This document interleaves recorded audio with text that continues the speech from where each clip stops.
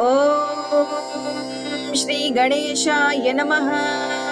ॐ श्री सरस्वत्यै नमः। ॐ श्री वेदपुरुषाय नमः। ॐ श्री गुरुभ्यो नमः। हरिः ओम्। श्री रुद्रनमकं मूडव अनुवाकम्। नमः सहमानाय निर्व्याधिना व्याधिनीनां पतये नमो नमः। रघुभाय निषङ्गिणे स्तेनानां पतये नमो नमो। निषङ्गिणैषु धिमते तस्कराणां पतये नमो नमो। वञ्चते परिवञ्चते स्थायूनां पतये नमो नमो। निचेरवे परिचरायारण्यानां पतये नमो।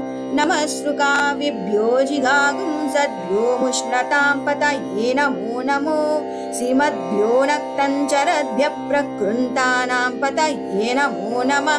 उष्णीषिणे गिरिचराय कुलुञ्छानां पतये नमो नमः। इषुमद्भ्यो धन्वाविभ्यश्च वो नमो नमः। आतन्वानेभ्यः प्रतिदधानेभ्यश्च भो नमो नमः। आयच्छद्भ्यो विसृज्यद्भ्यश्च भो नमो नमो। स्यद्भ्यो विद्यद्भ्यश्च भो नमो नमः। आसीनेभ्यश्च यानेभ्यश्च भो नमो नमः।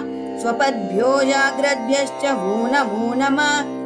स्तिष्ठद्भ्यो धावद्भ्यश्च भो नमो नमः। सभाभ्यः सभापतिभ्यश्च भो नमो नमो। अश्वेभ्योऽश्वपतिभ्यश्च भो नमः। हरिः ओम्।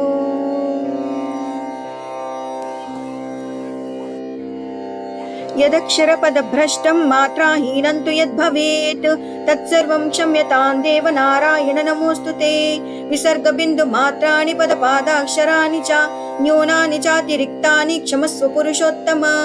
हरिः ओम्।